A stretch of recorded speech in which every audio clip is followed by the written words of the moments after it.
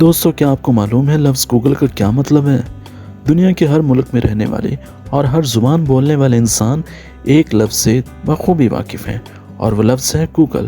مشہور و معروف کمپنی اور دنیا کے سب سے بڑے اور کامیاب سرچ انجن گوگل کے نام سے تو سب واقف ہیں، لیکن کیا آپ جانتے ہیں کہ اس کا مطلب کیا ہے؟ دراصل لفظ گوگل ایک ریاضیاتی اصطلاح گوگول سے بنایا گیا ہے۔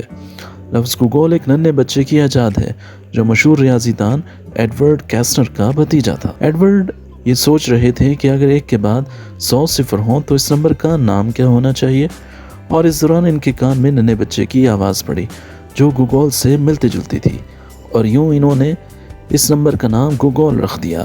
انٹرنیٹ کمپنی گوگل نے اس میں تھوڑی سی تبدیلی کر کے اسے گوگل بنا لیا، اور یہ نام اس حقیقت کی طرف اشارہ بھی ہے کہ یہ کمپنی کروڑوں اربوں کی تعداد میں معلومات انتہائی مربوط طریقے سے صارفین کو فراہم کرتی ہے۔